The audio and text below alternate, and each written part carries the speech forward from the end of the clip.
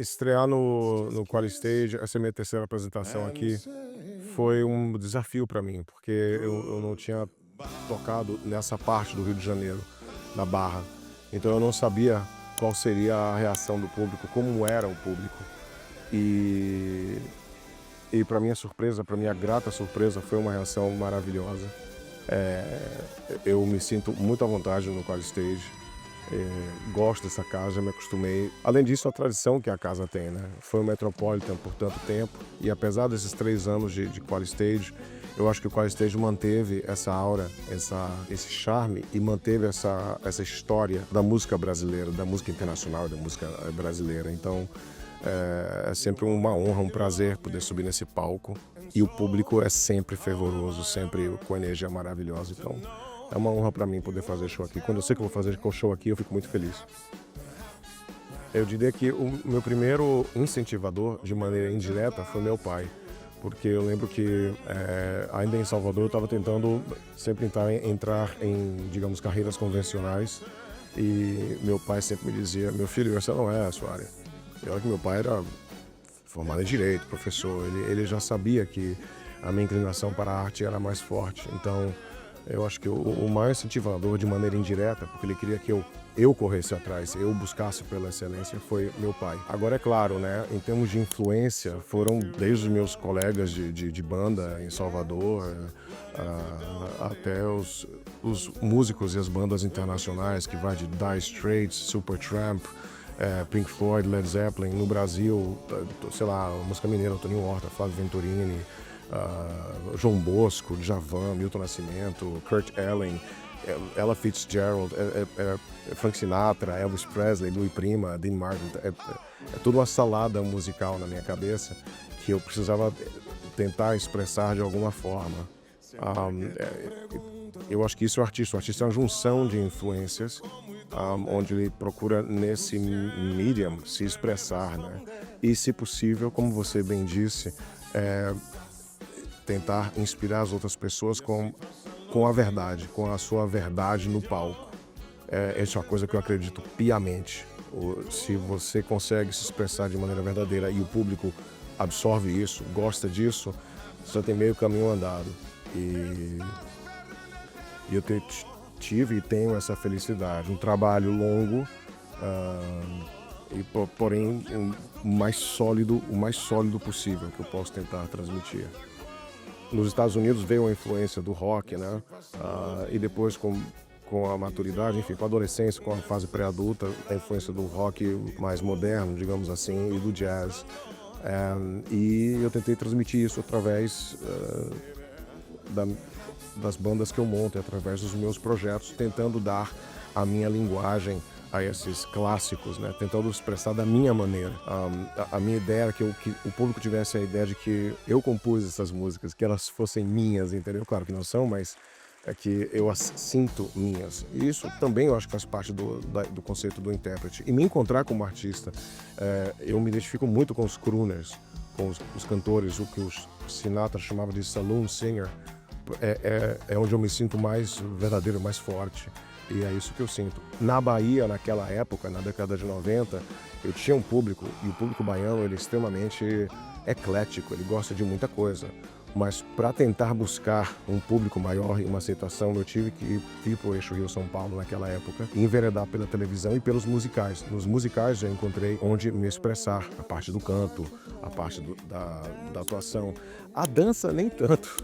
Apesar de baiano, eu sou um pouco duro, mas eu comecei a fazer os espetáculos, a Company do Stephen Sondheim, que inclusive estreou no Rio de Janeiro, foi um sucesso tremendo, com a dupla Charles Miller e Cláudio Botelho, né, à frente da produção. Depois Vitor Vitória, que eu contracenei com Marília Pêra, Léo Jaime, Drica Moraes por quase um ano. E aí foi um musical atrás do outro. A Bela e a Fera, Chicago, My Fair Lady, Evita, Sunset Boulevard e por aí vai. Então, sem dúvida, o musical foi quase que um adestramento, digamos assim, para eu ter, que me deu estamina, resistência para fazer shows e ao mesmo tempo ajudou a desenvolver minha inteligência cênica até certo ponto. E é isso que eu levo ao palco. Eu levo ao palco a minha experiência, essa vontade de estar com o público, que eu acho que é até mais forte que a experiência, essa vontade de trocar com o público, e eu passei por momentos fantásticos aqui no QualiStage, onde eu já dancei com pessoas na plateia, o pessoal aperta minha mão, enfim, é muito bacana. E o público carioca tem disso, por isso que muitos artistas falam, tanto brasileiros como quem vem de fora, que o público aqui é especial, é diferente. E eu sinto que é um público que sente falta de ouvir um clássico, de ouvir que seja do Nat King Cole, que seja do Tom Jobim, ouvir um clássico bem tocado, ao vivo. Não estou falando que eu cante bem, mas ao menos tem uma banda maravilhosa que sabe tocar muito bem e expressar essa música. E poder ter um público que absorva e que curta é um presente para o artista. O México está sendo muito importante para mim, porque o México, sem dúvida, é um hub para qualquer artista latino-americano que busque o mercado internacional. No meu conceito, pelo menos para mim foi assim. E eu sinto isso, inclusive, com artistas da Europa que vão para o México. E final de 2014 para 2015, a minha então gravadora, Sony Music, mandou um material meu para o México, justamente para a Sony Music México, para que eles divulgassem e sentissem o termômetro desse trabalho, de um DVD que eu tinha gravado em São Paulo. E eu estava gravando DVD no Rio. O termômetro teve, assim, o teste foi maravilhoso. As pessoas que passavam pela frente das lojas de departamento, onde colocavam o meu DVD, queriam saber quem era o cantor, achavam que eu era americano, sei lá, italiano, não sei, canadense. E ligavam para a gravadora, várias ligações. E quando a gravadora começou a detectar que havia um interesse muito forte, pediram, olha, vamos trazer Daniel para cá e tentar o mercado. Esse DVD vendeu muitas cópias, num período de 45 dias, 45 dias, vendeu mais de 12 mil cópias. E isso foi em 2015, ou seja, o streaming já estava forte, né? Eu comecei a fazer pequenos shows para 600, 700 pessoas, vendia todos os ingressos, e eu fui uma vez, fui depois na segunda, que eu toquei com a Big Band Jazz de México, e de 2015 para cá a coisa foi crescendo. O público mexicano é muito similar ao público brasileiro. É um público extremamente receptivo, que gosta, que ama música, que sai de sua casa, paga o ingresso, vai pro teatro. Você, que é uma mulher de produção, sabe como isso é importante, né? E eu tenho o maior respeito pelo público, por isso também. E está sendo uma viagem maravilhosa. E realmente a coisa no México reverberou de uma maneira muito bacana. Tanto que em 2017 eu gravei meu primeiro DVD internacional na Cidade do México, num teatro muito respeitado lá, que foi o Teatro Metropolitan, quase 3 mil lugares. E isso depois ajudou a impulsionar também a ideia do show em Moscou, em 2018. Que chegamos à conclusão que temos que aproveitar que temos essa orquestra de 80, 90 músicos e gravar um DVD. Isso tem que ser registrado. Então, é claro, com o esforço de muita gente, os arranjos, por exemplo, do Bruno Santos, a produção na época do André Vasconcelos, Fabrício Matos na parte de engenharia sonora, Bruno Murtinho na parte de direção. Aí gravei meu quarto DVD em Moscou, né, com a Filarmônica Russa e com a regência do Alexei Vereshchagin, que era o maestro do balé de Bolshoi. Então era um cenário surreal que eu não esperava acontecer. E eu tenho certeza que boa parte disso aconteceu devido à experiência mexicana, sem sombra de dúvida. E agora eu continuo investindo no México. Lancei agora 2 singles. Vou lançar o terceiro single 4 de outubro, que é justamente o dia que eu vou fazer o meu 4º show no Auditório Nacional. O Auditório Nacional é acho que o venue, o teatro mais importante do México, um dos mais importantes do mundo, em termos de vendas de ingressos, de volume de vendas. São 10 mil lugares. Estamos a caminho do sold out, eu já soube, graças a Deus.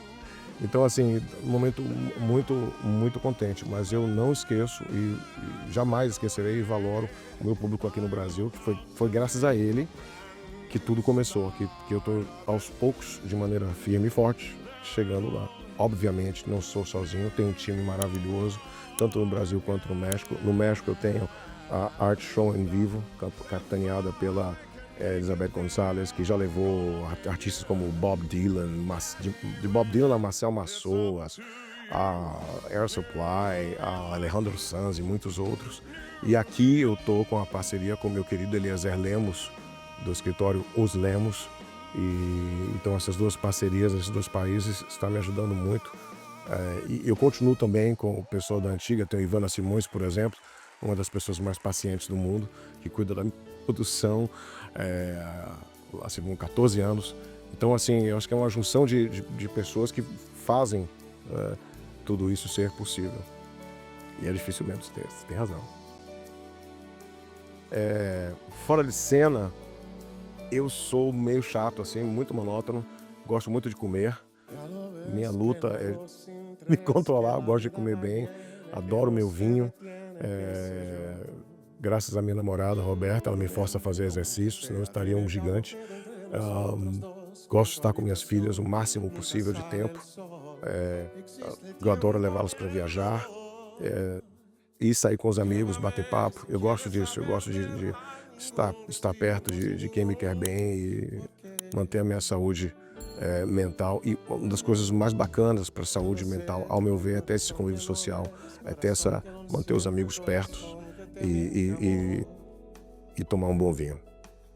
Bom, primeiramente eu quero agradecer muito esse espaço aqui do Fora de Cena. Essa iniciativa de vocês é fantástica. Adorei o estúdio, adorei essa parede aqui, original do Metropolitan. Muito obrigado. Prazer estar aqui de volta.